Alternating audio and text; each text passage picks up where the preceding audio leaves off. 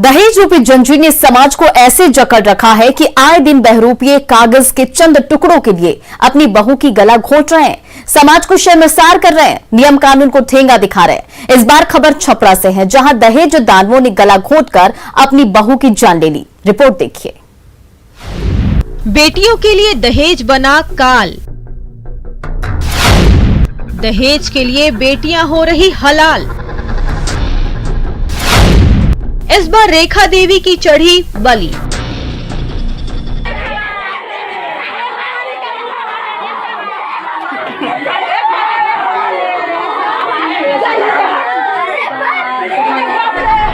बेटी वाले अपनी बेटी की शादी में अपनी पूरी जमा पूंजी झोंक देते हैं ताकि बेटी खुश रहे, लेकिन उसके बाद भी ससुराल वाले बहुओं पर अत्याचार करना नहीं बंद करते।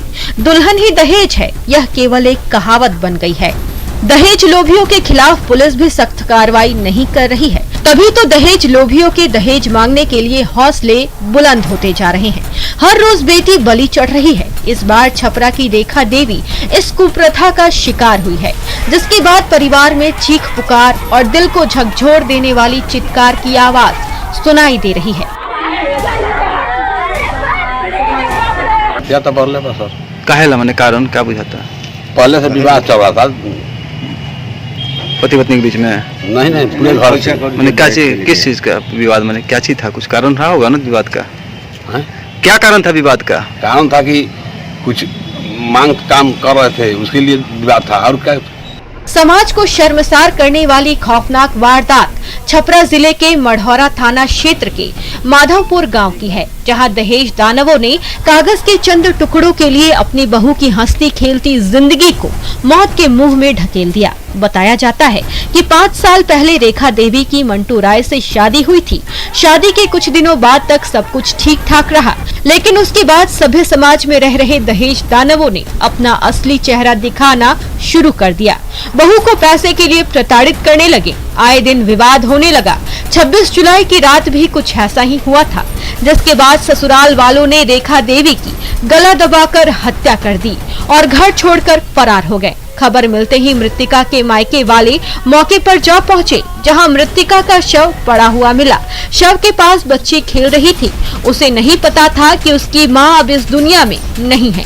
वहीं पति समेत ससुराल वाले मौके से फरार थे। तो चौंपला के बाद देखने की परिवार कोई नहीं है। अब बेटी के लेटा दिया बा और बच्ची जौन बात खेलता पलंग पर। परेशानी बताते रहते थे, घर वाले ही इनका टॉर्चर हमेशा करते रहते थे। किस बात का टॉर्चर करते थे? दहेज प्रथा को लेकर टॉर्चर करते रहते थे। तो कोई पंचायती कुछ हुआ था इस बारे में? आपसे समझौता हुआ था। हाँ, आपसे समझौता करने के बावजूद भी ये लोग टॉर्चर करते रहे। कितना दिन बाद समझौता, कितना दिन बाद इसकी? हम जनवरी लास्ट में उनको समझौता किए थे। रेखा कोई पहली बेटी या बहू नहीं है जो दहेज के दलदल में फंसकर अपनी जान गंवाई है। रेखा जैसी कई बेटियां हैं जिनकी जिंदगी दहेज के कुचक्र में फंसी हुई है। पैरों को दहेज रूपी जंजीर ने जकड़ रखा है। जरूरत है इसे जड़ से खत्म करने की। जरूरत है उस जंजीर को तोड़ने की जो आए दिन बेटियों की जिंदगी निगल रहा है। जरूरत है उस खंजर पर लगाम लगाने की जो बेटियों की जान ले रहा है। जरूरत है दहेज रूपी दानवों को सख्त से सख्त सजा दिलाने की, ताकि फिर किसी बेटी या बहू की जिंदगी तबाह न हो सके। समय रहते अगर इस पर अंकुश नहीं लगा तो न जाने कितनों की जिंदगी बर्बाद होगी, ये किसी को नहीं पता। न्यूज़ 18 के लिए छपरा से संतोष गुप्ता की रिपोर्ट। इधर दरभंगा में एक हत्यारे पति की करतूतों ने सबको दहलाकर रख दिया है। दरिंदे पति ने खंती से मारकर अपनी पत्नी को मार डाला। हत्यारे के इस खूनी खेल की वजह से एक तरफ जहां छोटे छोटे बच्चों की मां जुदा हो गई है। देखिए इस रिपोर्ट में क्या है पूरा मामला। वो तड़पती रही, हाथ जोड़ती रही, हत्यारा वार करता रहा। वो इंसान नहीं, दरिंदा है। एक हत्यारा पति। कहते हैं छोटा परिवार सुखी परिवार होता है, ये सही भी है। हम आपको एक ऐसे ही परिवार के बारे में बताने जा रहे हैं जिसमें एक पिता है, एक माँ है और 2 प्यारे से बच्चे हैं। जो बहुत ही खुशहाल जिंदगी जी रहे थे, फिर उनके घर में नशा ने दस्तक दी। पिता नशेड़ी हो गया और अपनी पत्नी और बच्चों को मारने पीटने लगा। आए दिन घर में कलह होने लगा। पास पड़ोस के लोग भी उस परिवार से परेशान होने लगे। ये सब आए दिन चल रहा था, लेकिन 25 जुलाई की आधी रात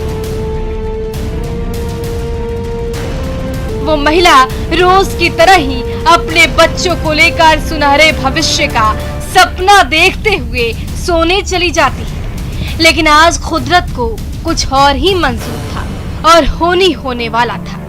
पिता भी हर दिन की तरह शराब के नशे में धुत होकर आया और अपनी पत्नी के साथ हर दिन की तरह ही मारपीट करने लगा। पूरा मोहल्ला नींद की आगोश में था। आसमान के तारे टिमटिमा रहे थे। अंधेरे का पहरा बढ़ता ही जा रहा था। उसी बीच पति के दिमाग में कुछ और ही चल रहा था। वो बेचैन था। उसने सबसे पहले अपने दोनों बच्चों को घर के कमरे में बंद कर दिया और अपने मंसूबों को कामयाब करने के लिए दबे पांव अपनी पत्नी के रूम में जा घुसा। उसके बाद लिखी गई खौफनाक वारदात की पटकथा जो आपके सामने है। उस रूम में भगवान का भी स्थान था और उसके सामने ही सन की पति ने अपनी पत्नी की बेरहमी से हत्या कर दी, जिस बात की तस्दीक वहां मौजूद बिखरे खून के छींटे और मौत की नींद में सो रही पत्नी कर रही। ये देखिए सदर थाना अंतर्गत का ये मामला है और पति पत्नी में झगड़ा होता था। तो पति ने रात में जो है बच्चों को अलग कमरे में सुला दिया और उसके बाद पत्नी को एक धारदार खंती जैसा एक सामान से उसको मार के सिर में उसकी हत्या कर दिया। ये सनसनीखेज वारदात दरभंगा के सदर थाना के लक्ष्मी सागर के बैंक कॉलोनी की है, जहां एक पति ने अपनी पत्नी की निर्मम हत्या लोहे की खंती खोप कर दी। मृतिका की पहचान रिंकी कुमारी के रूप में की गई। वहीं हत्यारा पति की पहचान बबलू कुमार चौधरी उर्फ रमन चौधरी के रूप में की गई है। हैरानी की बात है कि हत्यारे पति ने अपने पिता को फोन कर पूरी वारदात की जानकारी दी और मौकाए वारदात से फरार हो गए। व्यक्ति ने उसके हस्बैंड ने हत्या करने के बाद फोन करके भी बताया कि हम मार दिए हैं और घर से भाग गया है। क्या वजह थी सर जो हत्या करना पड़ा उसको?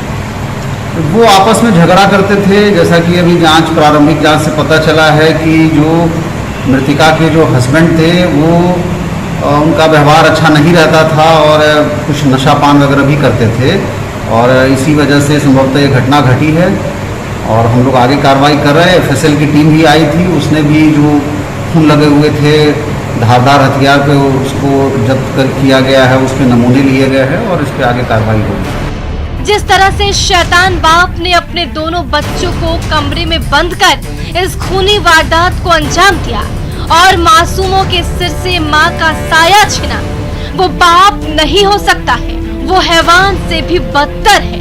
फिलहाल पुलिस एफआईआर दर्ज कर आरोपी की तलाश में जुट गई है। न्यूज़ 18 के लिए दरभंगा से विपिन दास की रिपोर्ट। और भागलपुर में न्यूज़ 18 की खबर का असर हुआ है, जहां मुजाहिद